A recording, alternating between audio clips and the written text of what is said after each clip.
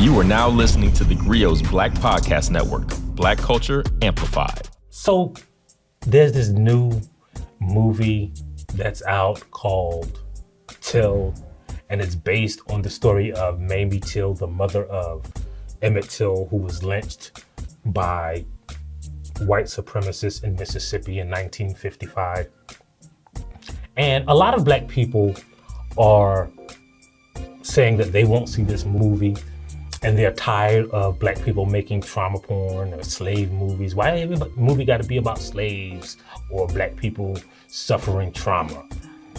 And while I understand that sentiment, it's not exactly correct. So that's why I want to welcome you to TheGrio Daily, the only podcast that's going to explain the difference between trauma porn and entertainment. I'm Michael Harriot, world famous white peopleologist, and this is TheGrio Daily. So I understand the reason why people object to slave movies, right? Like, I really don't watch a lot of those movies, not because I'm not interested in seeing Black people on the screen. You know, Black people, or like any other people, we like to see people who look like us, whose stories we can relate to. We like to see entertainment based on that. But the reason I don't watch them is because, like, I really don't want to watch a story that I already know the end of. Like, that's why I didn't watch the movie Dahmer too, right? It's not because I think a story about a serial killer is bad or it makes me feel bad. It's just like, I remember John. I'm old enough to remember Jeffrey Dahmer. I kind of know the story, even if there are some things that I don't know. Like, I know how it ends. Like, they're gonna catch him. He gonna go to jail, right? Like, I know the basics of the story, so I'm not interested in the movie, right? Like, I don't want to watch a movie about the 1993 Olympic team, because I know how it ends, right? They win, right? So most movies about historical events, I don't watch simply because, like, it's not interesting to me. Like, the denouement, the conclusion of the movie, I already know. And when I go into the movie already knowing how it will end, I'm just really not interested in just learning the specific details. But there are some people who think that, like, who don't like to see Black people participate, like, as the victims of slavery or the trauma of slavery. And I understand that, but there are a few things that we need to understand about how this works. First of all, like, most Black movie writers, script writers, producers, directors, and creators in all genres aren't out there pitching slave movies, right?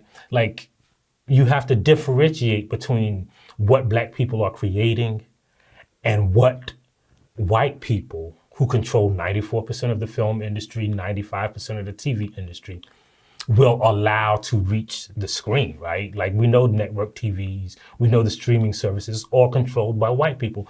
So what we're seeing is not what Black people are making, it's what white people are allowing us to see, for the most part, right? There are some independent outlets and independent filmmakers, but most of what you watch on TV and in movie theaters, especially in movie theaters, is something that a white person had to greenlight.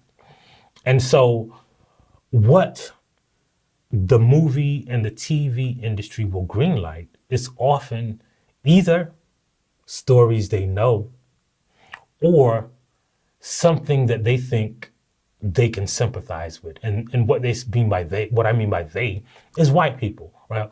Like, and so we've talked about this before, but there's a study by the University of Toronto that shows that white people don't really empathize with Black characters when they see them on the screen. As a matter of fact, you know, in the study, they showed Black people simply performing tasks and, you know, hooked some technology, I guess, up to their brains and found that like the white people's brain activity when a black person is on the screen is the same as it is when the screen is literally blank. So when the people in the movie industry see a script or hear a pitch, they know this, right? And they say, well, because it's not like they don't read those same studies too. As a matter of fact, one of the interesting studies that showed that more diverse movies actually make more money was created because of the leak of like all of Sony's digital information. Somebody leaked that. Remember that whole thing when they leaked Sony's information, and then there was some like some iCloud stuff in there too, and screenshots of people sending, selfies. That was a data leak from Sony.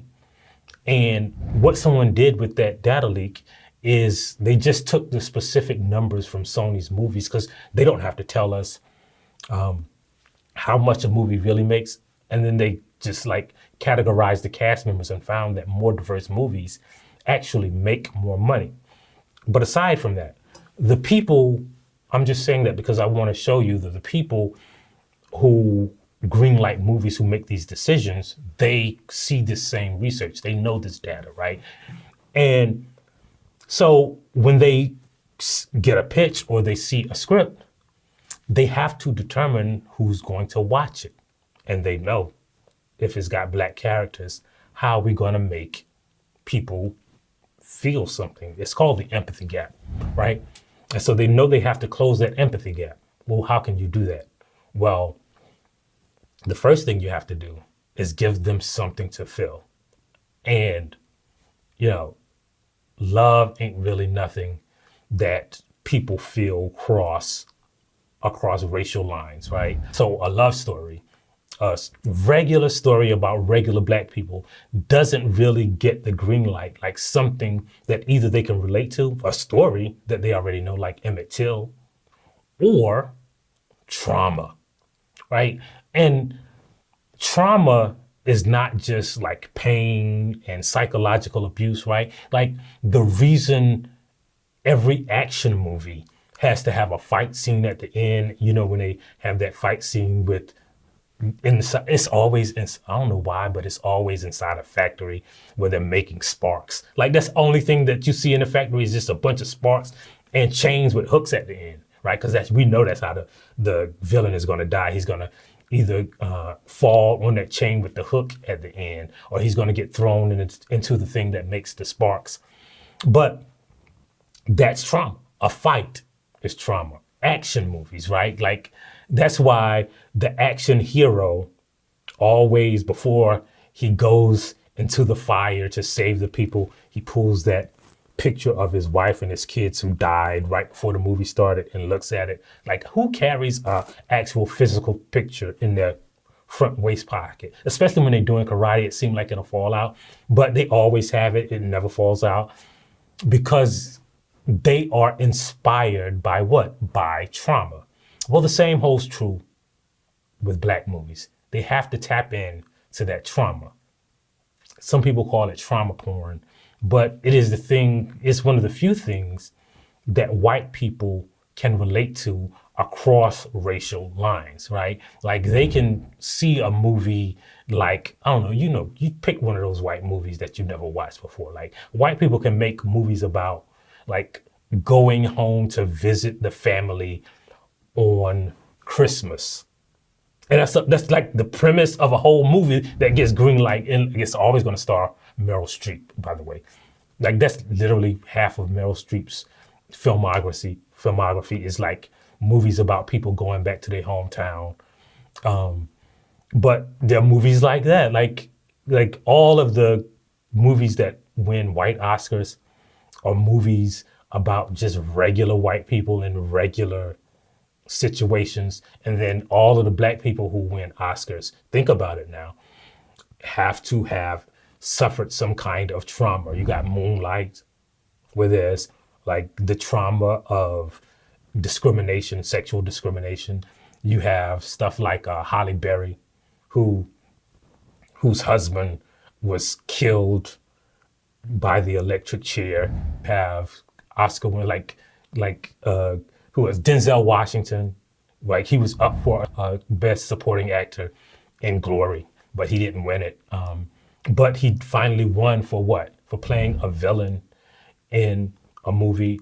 So if you're going to be successful in Hollywood, you have to have some kind of trauma inflicted upon you, or you have to inflict it upon somebody else.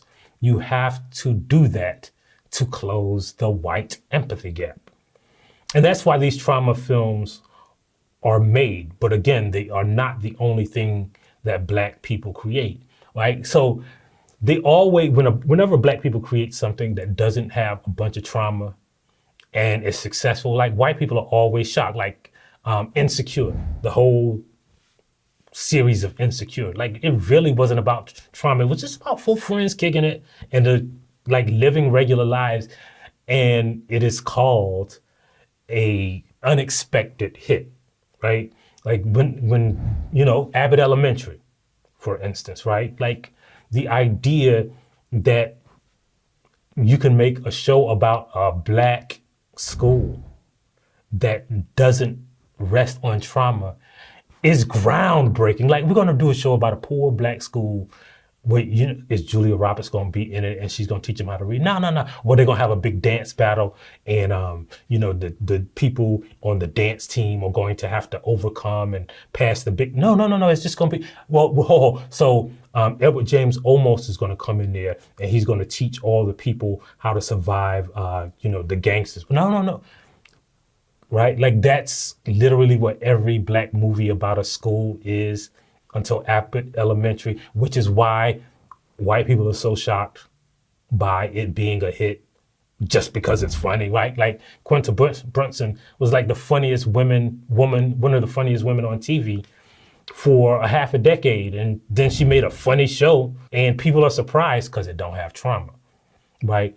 And that's because of that empathy gap. When they see Black people living without pain and suffering and other people relating to it, it is shocking because it's something that is so rare. One of my biggest theories about why Black people don't win awards is because white people see white people on screen and they say, oh man, he's playing a character that's totally different from the way he is. Like Brad Pitt is playing a cowboy. He should win an Oscar for that.